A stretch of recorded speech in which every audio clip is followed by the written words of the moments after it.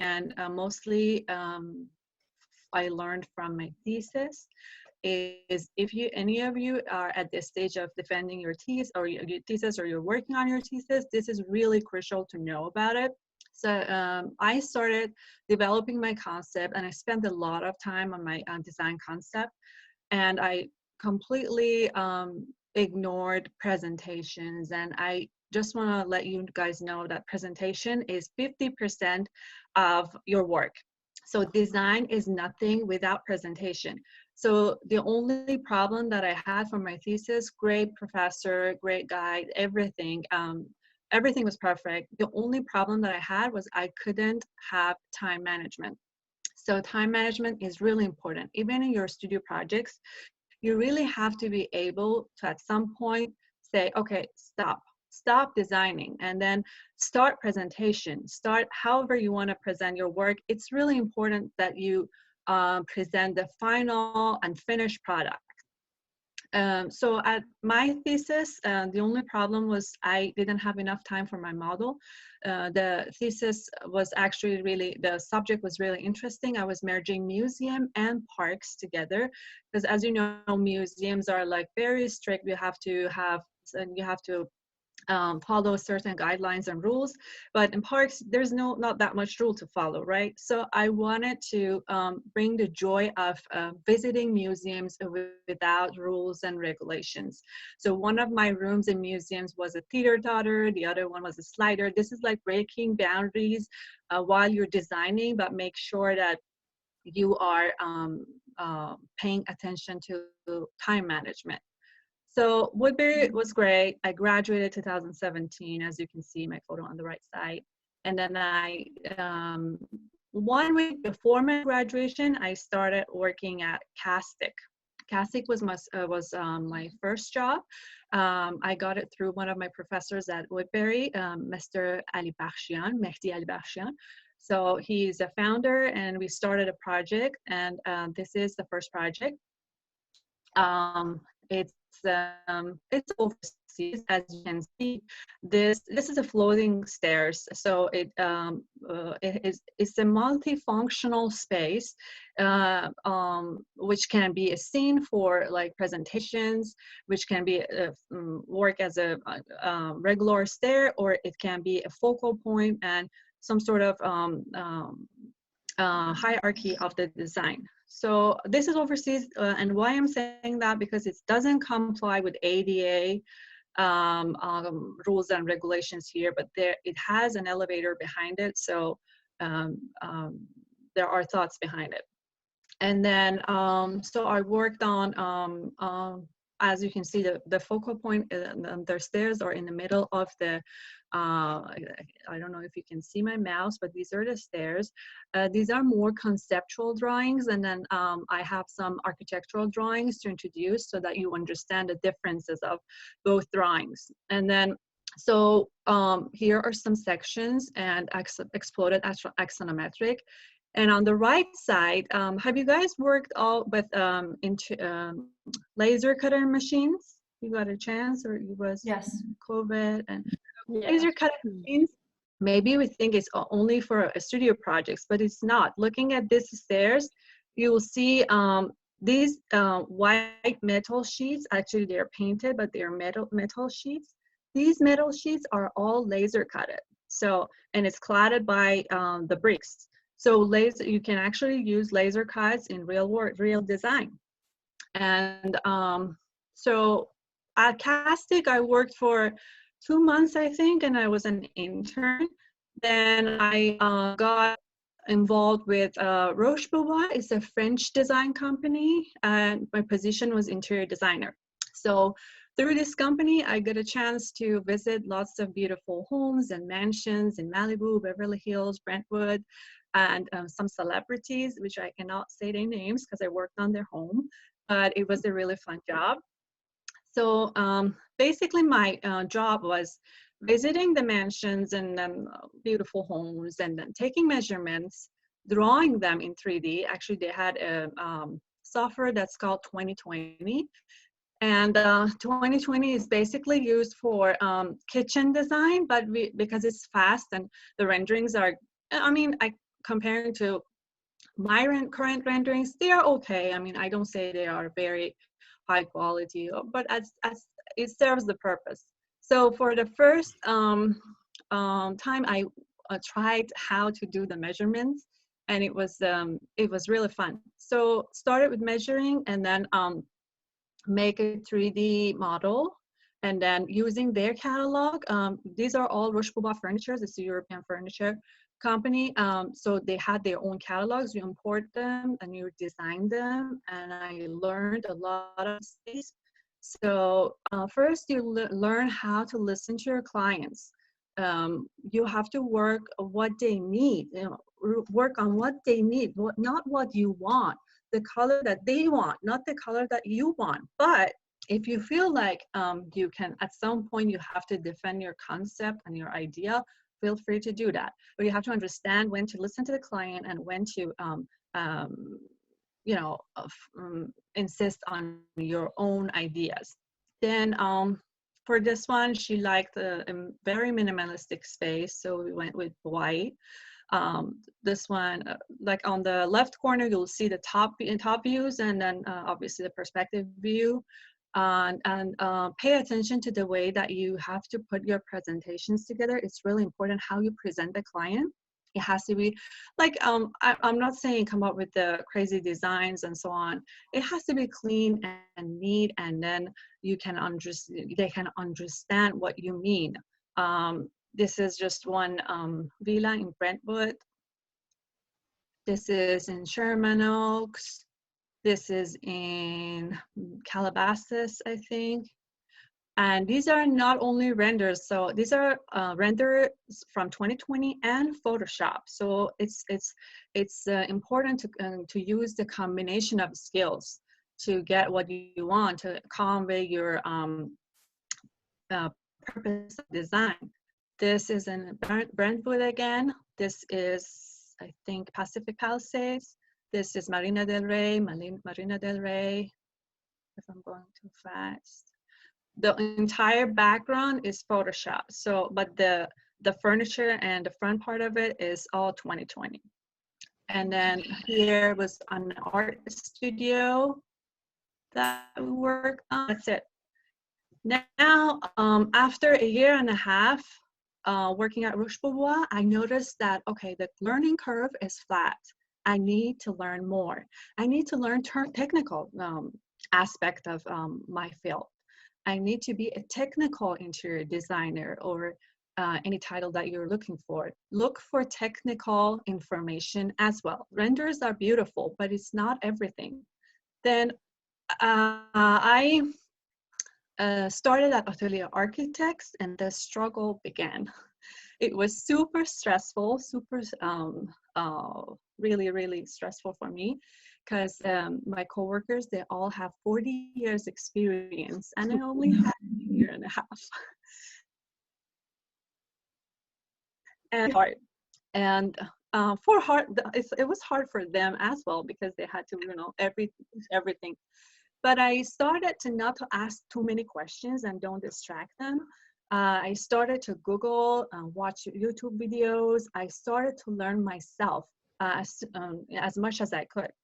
The first there, so see the difference between this project and the first project at this Atelier Architects.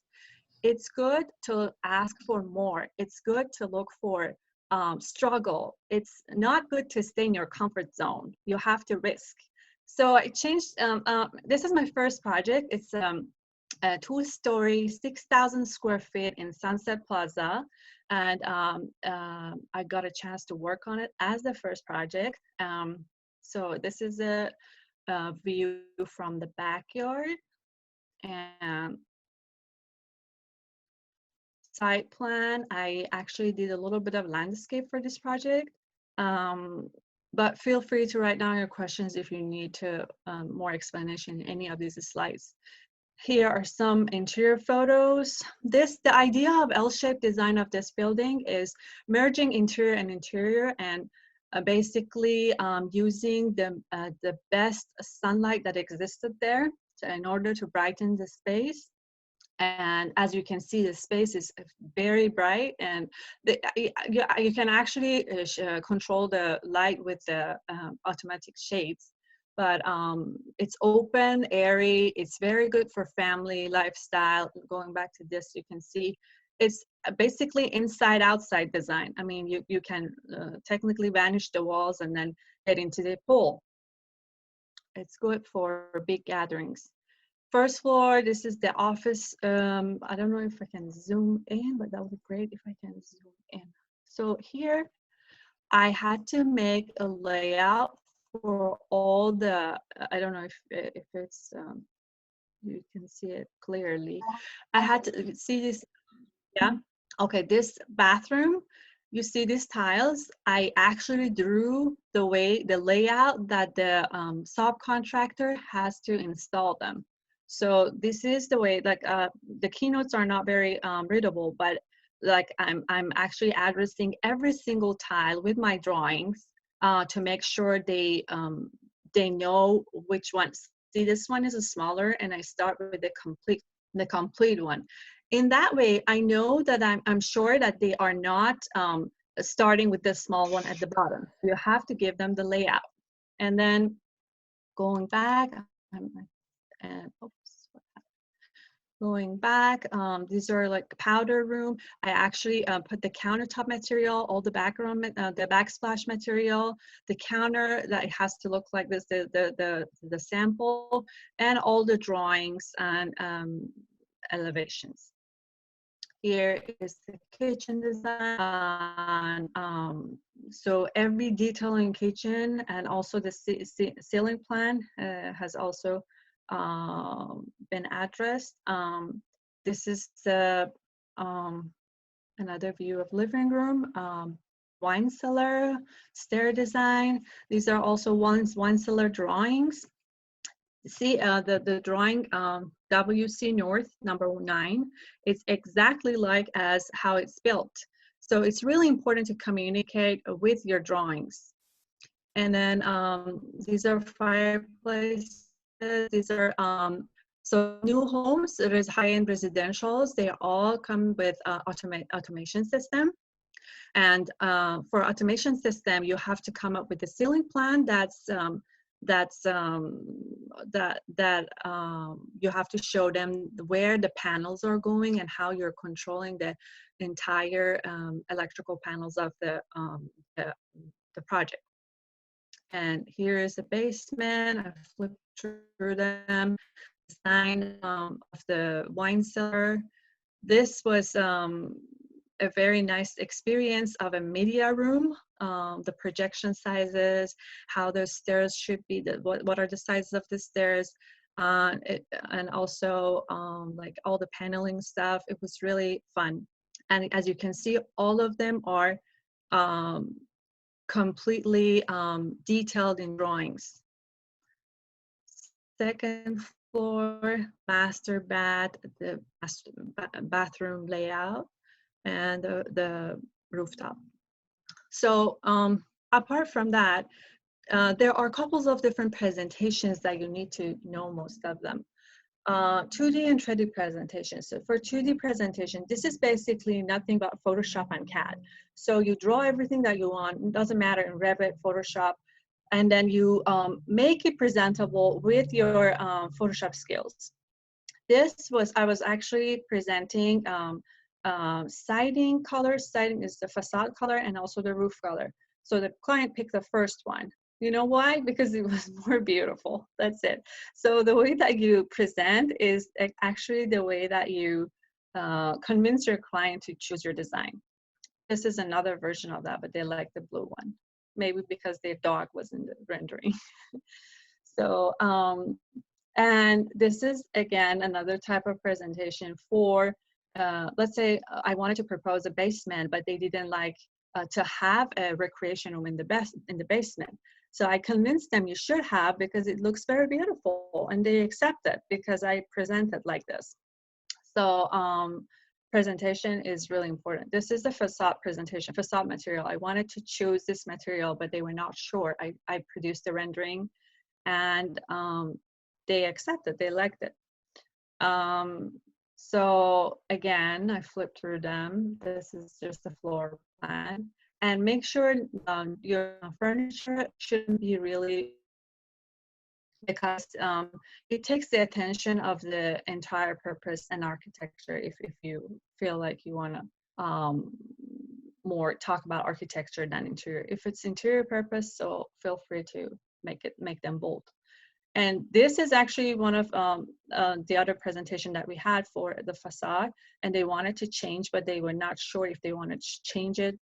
But we came up with a nice 2D presentation, really fast, like half an hour job, and they accepted. So, and then this is 3D presentation. This is Lumion. I don't know if you're familiar with Lumion, but we work at the office, we work with a combination of Revit and Lumion. So I draw everything in Revit in 3D, and then we sync it with Lumion. Lumion 10, I think, and above. Right now we have 11, but Lumion 10 and above have the ability to sync with Revit at the same time. Let's say you change something in Revit and Lumion will change it easy. And so this is a 3D presentation. I think it's a must. It's really important. And this is, I think, the next level of presentation. I'm going to play it quickly, but this is actually an existing of a project, and I'm going to make a proposed model after we're done with the design concept. But this is, again, Lumion, but I created a video with Lumion.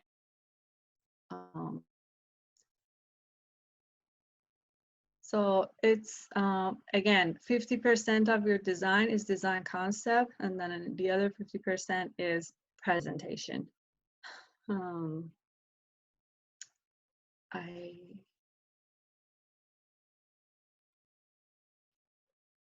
See, you can actually walk through all the spaces. I'm just doing exterior, but you can walk through all the spaces and show every aspect of your project to the client. Technically, the client can walk in an unbuilt building. Okay, and then, so how is an architectural set look like? As an interior designer, as an interior architectural designer, you are dealing with architectural sets every day. So you have to know what an architectural set you look like. First, you have a cover sheet that goes over like all your renderings, inspection card. Then you have title sheet, project information, and which code you're using, floor area tabulation, how much floor area you are using, and a sheet index of what are the sheets that you have in that set, and abbreviations, symbols, and like very straightforward, and all the consultants that you're using. Then depending on different cities, you have to provide, let's say, block study, square footage of all the areas.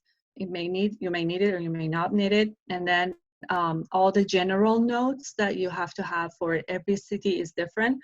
Like City of Beverly Hills, like you have to have 4 of these, 3 of these. City of Van Nuys, 1 sheet is enough, or 2 sheets is enough. I mean, City of Van Nuys, I mean, City of LA, and you have to have a survey that you are working on. You have to have Title 24, energy report for doors and windows, and you have to have site plan, floor plans, door window schedules, how many doors you have, how many windows you have in the entire project. You have to have all the elevations, sections, and feel free to have as much as sections that you want to show your design, and some details. And that's it. So if you have any question, I'm open to answer. If not, thank you for listening to me.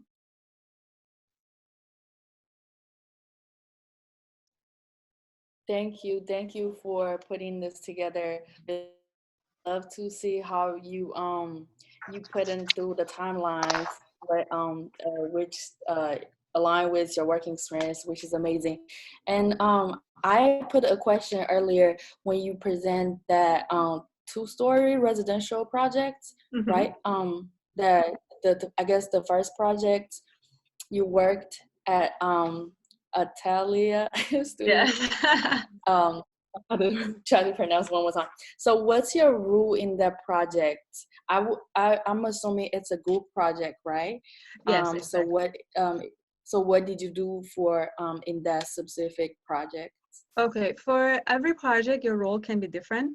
For this project, I was a project manager, so I did A to Z. But because it's a small project, it's ADU, accessory dwelling unit.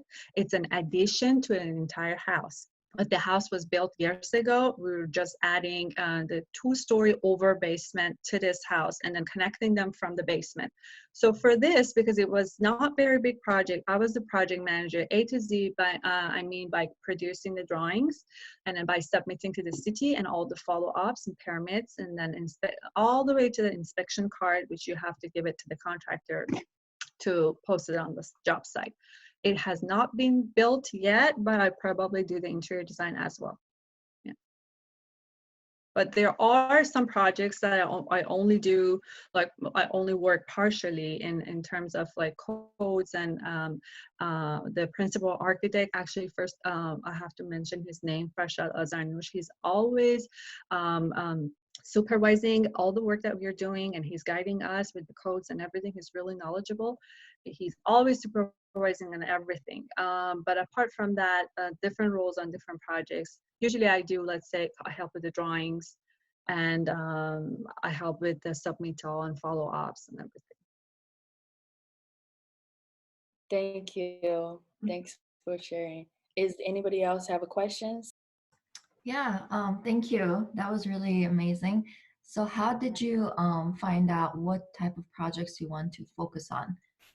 Because there are so many possibilities and paths that you can take in this field. How did you kind of find that path that you want to follow?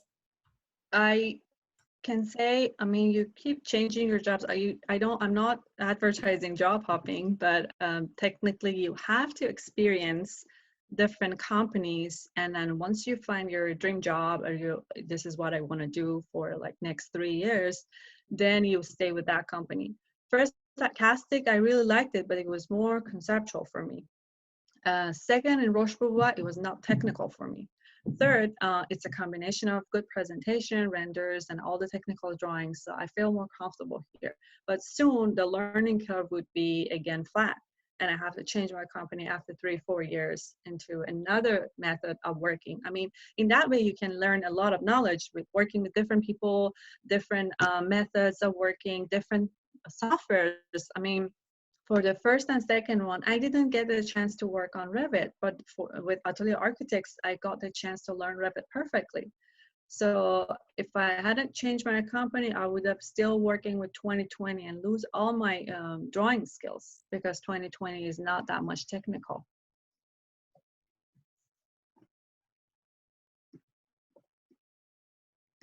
Yeah. Thanks for sharing. Now should we move to?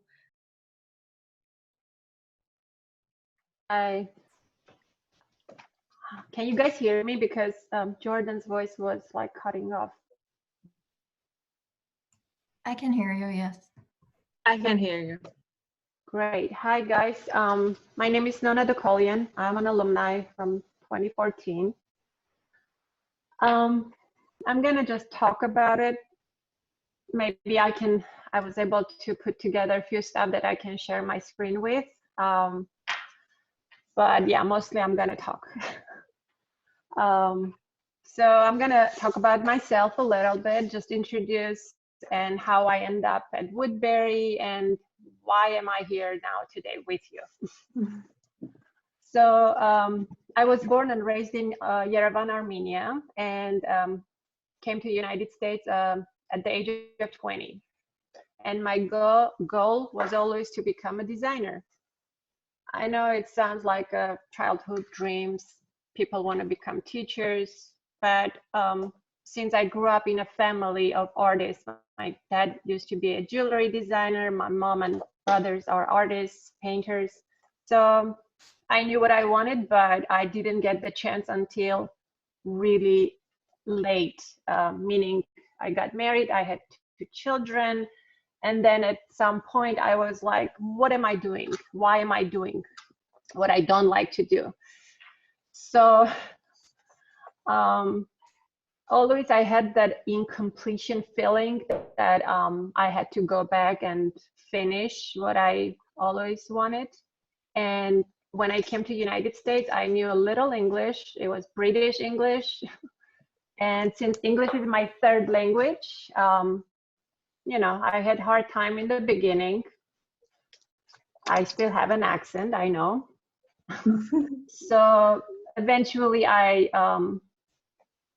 worked my way to Woodbury University. So before I got my associate in science in architecture from Glendale Community College, I took all possible voice courses at LACC, and then criminal justice courses at Valley College, and I became a certified pharmacy technician.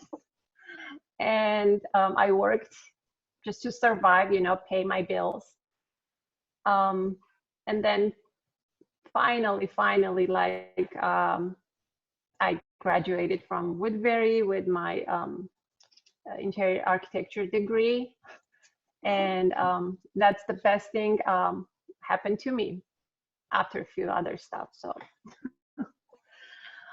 I was a full-time student at Woodbury. I know many of you are younger than when I was in school, and being full-time mom and full-time student is not easy.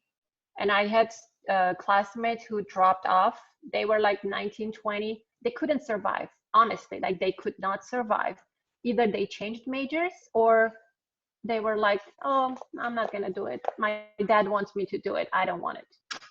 So if you're in school, that's the best thing, you know. I know your parents are proud of you. You are proud of yourself, and you should be.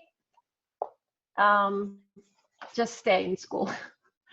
And and talking about Miriam mentioned Woodbury. It's one of the best school I know, and I was really happy to be there and have being in that program. I'm going to take this opportunity and thank my professors, and I'm going to mention names. Annie Chu, my mentor, Randy Stauffer, our current vice president, yay. Kristen King, Thurman, Robert, Christoph, Heather, Matt, Lara, Boya, Donatella, and I'm gonna mention Catherine, because Catherine was one of my one of the people who actually showed me the way, helped me with resume, you know, like. And I can't forget Seta Javor. I don't know if you guys know her. You should get to know her. She's great. And many others, classmates and grad students. I had a chance to spend one of my summers study abroad program in China for 6 weeks. So it was a great opportunity. Again, if you have a chance to travel, study abroad program, like take it, do it, because every single thing you learn, it will help you for future job, or just, you know, like, learn. I'm gonna talk about internship, which I actually started at Woodbury University as a interior architectural designer at the facility center. And I am very proud to say that I was one of the first students, I guess. I helped with the president's office redesign project. I helped with some facility constructions. I did the campus map, with ADA, you know, and evacuation plan for school. So I got very involved with school, and maybe that's another reason that I love that school so much. one more thing about school, like take as many like technical classes as Miriam mentioned. Technicality is the key. Critical thinking is another major thing that you have to have. Common sense. If you're out of like options, I mean, my advice will be always have an option B, but if you don't, you have to be fast. Like you have, if you have half hour, your boss comes and gives you papers, and he or she will tell you, oh, I forgot, can you make this presentation? And you have only like 30 minutes. Be fast, do something, like think fast. It will really bring you up to the level when they will remember you. And again, in this type of in this environment, in interior design, in architectural design, don't be afraid. Stand up, like stand out. It's okay. I mean, even if it's a teamwork, yeah, do your part, but mostly don't rely on others, because what if they fail? You don't want to fail, right? Like same with school projects, like when you are doing team group projects, don't sit back and say, oh, she will do it, he's good at it, he will do it. Help, do something, do your part, if not more. Don't you want to get a better grade? I'm sure you do. So that's another thing. Encourage each other. Like don't I don't want to say don't blame, but don't pick on someone who is slow or doesn't understand. Just explain, be nice, do something about it. Like don't be the one who will say, oh, I'm good, I'm just not going to say anything, so help each other.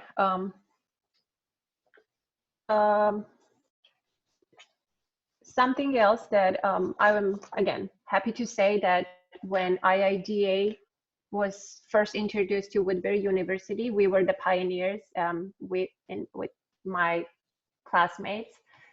I was the liaison. I was our first, I remember our first meetings, and it's really nice to be in in association, in a group where you have a chance to get know people, make connections, and it's all about connections, really, really. So my advice to you again will be to become a member of IIDA, AIA, ASID, get your certification. I am currently working on my, well, all this pandemic happened. I think at some point it gave us to think about it, so I'm working on my NCIDQ, and also I'm gonna become a certified Revit user, or even I want to teach Revit. I love Revit. So while you're in school, I understand Woodbury offers now Revit. When I was in school, it was mostly Rhino and AutoCAD, which is good, great, but nowadays every office you go, most probably they will ask you if you know Revit, and if you don't, it's time to start learning it, because I don't want to say it's easy, but it's more friendly, it's more accurate, precise. So learn as many softwares as you can. Take the chance to participate seminars, symposiums, like even free. Even if it's not free, just invest on your knowledge, I guess. Okay, next page. I'm just kidding. I'm gonna talk about a little bit about what I did. So after graduating school, obviously my internship ended. So with the help of my teacher, Annie Chu, I started, like, for a very short time, I worked for her, and slowly I made friends, colleagues, and from 2015 to 2017, I had the opportunity to work design firms like Chue Plus Gooding Architects, Caroline Von Rey Interiors. It was a high-end interior design small firm. CWAIA, it was a actually bigger architectural firm where we only were using AutoCAD, but when I went, the Revit became like, I want to say I kind of introduced, they had Revit, but they didn't want to use it because they, you know, they were not familiar. So again, I'm going to go back to Miriam's point. If you have a resume, and I'm sure you guys are going to have it, if you don't have it yet, start now.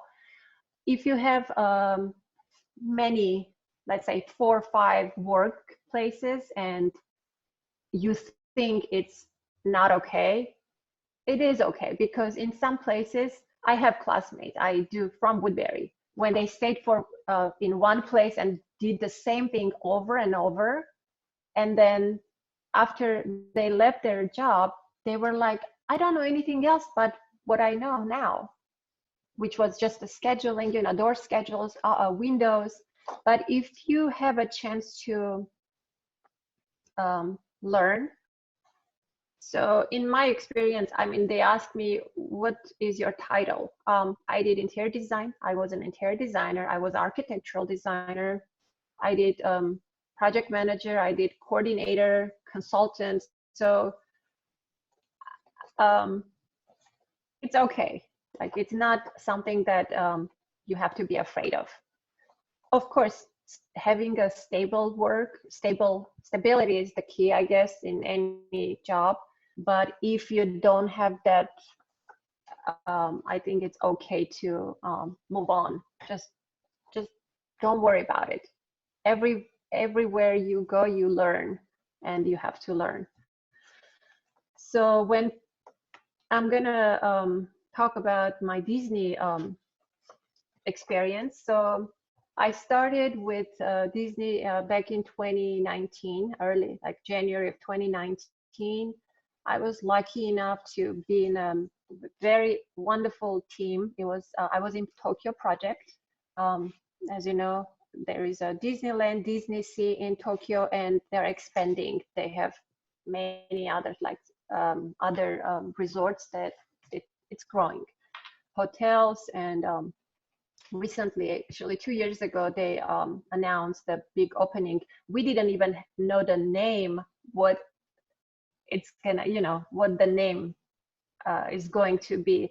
And it's announced it's gonna be Disney Sea Fantasy Springs. So I was working on Fantasy Springs. I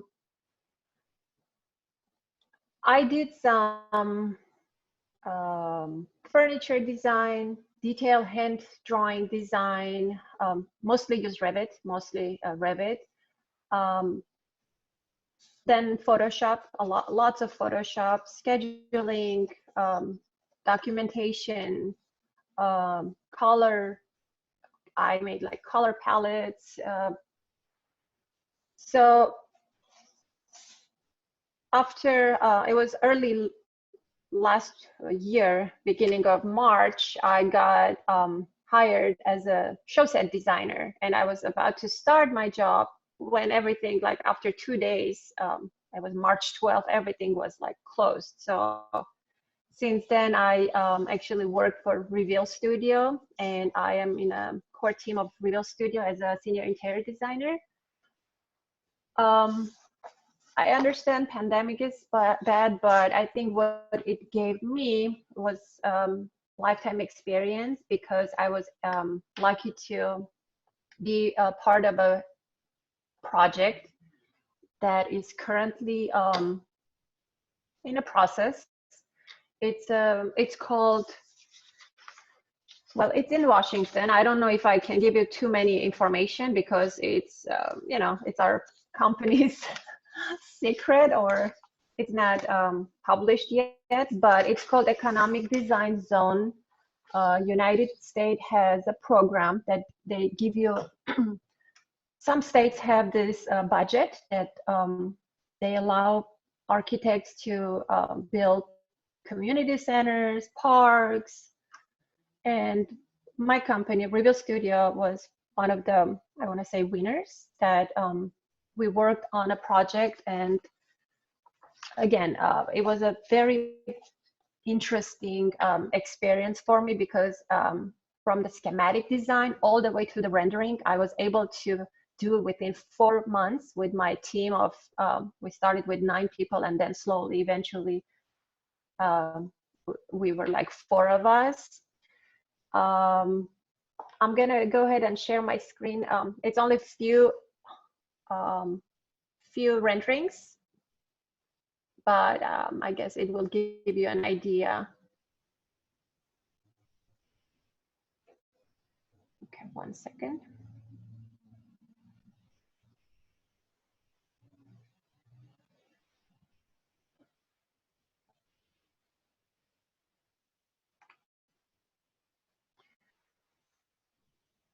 Okay, so this is one of the renderings that it's a huge project. I'll be honest with you. I cannot, even if I want to, I cannot share everything that I did, but it was from conceptual design all the way to Photoshop finish.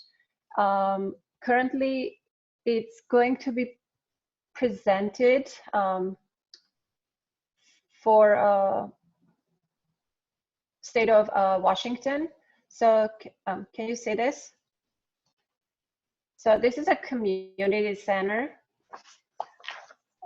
It's part of few other projects, which was the visitor center and 2 concert halls. So we are currently working on those 2 other projects, and the renderings they are done in Lumion. Again, I know Miriam was so kind to mention everything and show like some samples of it. So Lumion is another better version of Flamingo Excel, you know, like that Rhino has it. It's a direct link to Revit. So anytime you want to use separate rendering program, Lumion is one of the friendly softwares, rendering software that you can use it with Revit. I'm gonna go ahead and share my other screen.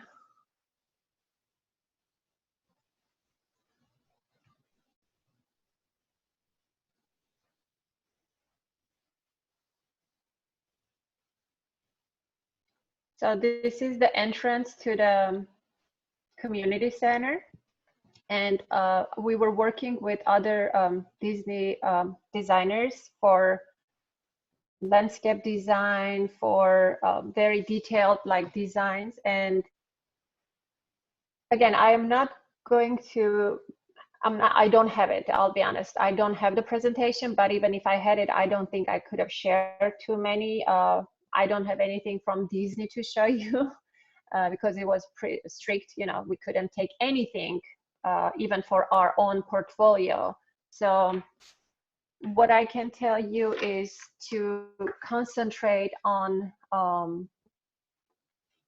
learning softwares, like detailing in interior design is very important. I'm gonna go ahead and try to quickly find this video that is done in Lumion for one of our projects that I worked on. It's, just give me 1 second.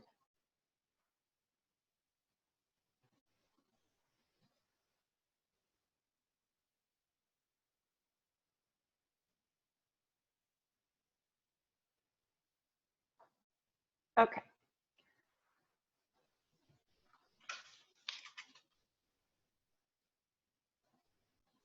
It has no sound, so just please enjoy. Nona, I think it's still on the screen of the cafe view. Oh, is it? Hold on. Hold on. I'm sorry. I think you have to unshare and share again because you Okay. have to select the screen you want to share. Gotcha. Give me a second, sorry.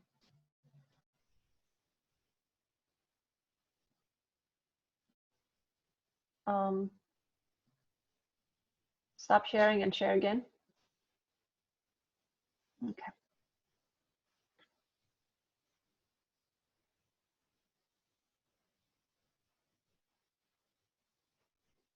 Let me know if you see it, please. We can see it. Okay, perfect. So I'm just going to show you one of the houses that was designed by our lead architect, but me with my team, actually a team of 2, we did this rendering in Lumion and presentation. So it's a 2-story house in LA. Again, it doesn't exist. It's just a land. We are showing something. I think it's incredible to present your client with something that they don't even know. Going back to interior design, it is important to listen to your client. Sometimes they have no sense of design, no sense of space. So showing something like this will make them feel good about it. After all, they are gonna live in this house, like you want to show the mood, the texture, view even. So what you see here was done by, I chose, I want to say furniture, color palettes, and this is what I do now, like on top of drawings and everything else. This is the finished product that I would like to see when I am the homeowner and I want to invest on something. So I guess this is it. Thank you.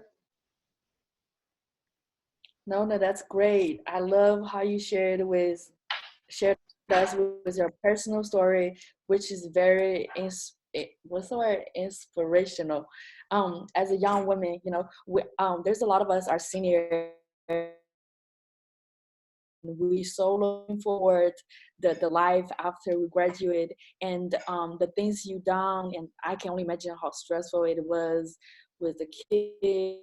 Oh yeah. Everything, like, you so strong. That's how I feel after I heard your story. Thank you for sharing that. And you pretty much covered everything. We had a lot of questions we prepared. You covered team player tips, networking tips, the software we need to know. You basically covered everything.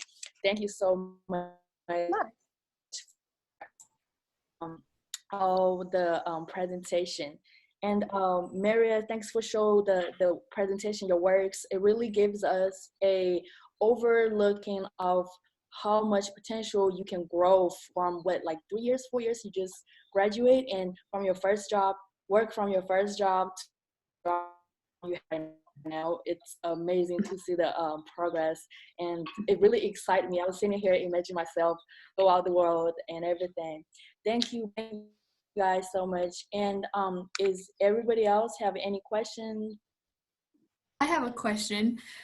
You guys talked about gaining experience from different firms and then really getting a feel for the type of work that you would like to do. So how did you know when you guys were ready to move on from one firm to the other?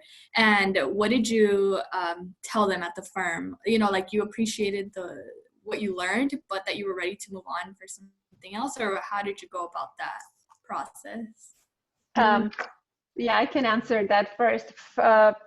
I only had one time when I was leaving. Other two, either we didn't have project and it was a small. They go because they couldn't kick me. So you have to be prepared for that too. It's not always that you are the one who's leaving the firm, but they might let you go, or something like pandemic can happen and you might be out of job. So, but again, like when you find something with more decent, salary, and you want to move on, it's okay. Like your boss will understand, or if they really, really want to keep you, they will do something about it,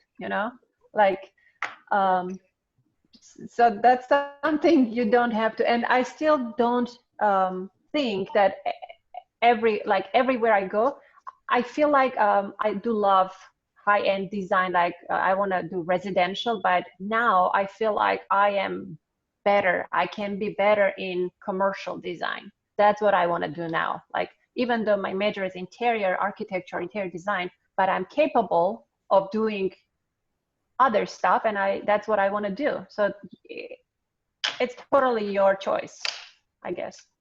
Miriam, you want to add anything? For me, actually, when I joined Atelier Architect, I quit it because I panicked. The first week I quit it because they had 40 years experience and I only had a year and a half.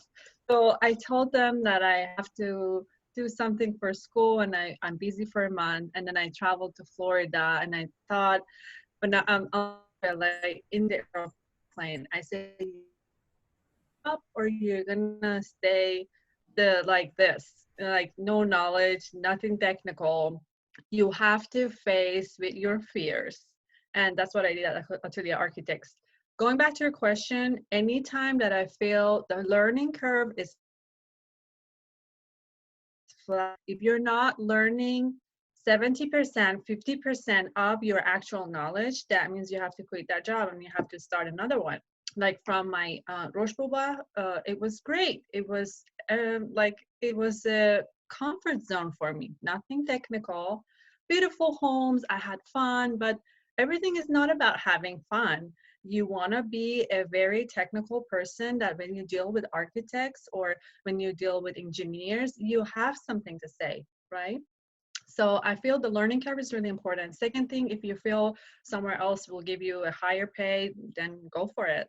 But do not risk crazy, because some people think for higher pay meaning the job security, but it's not, especially in pandemic.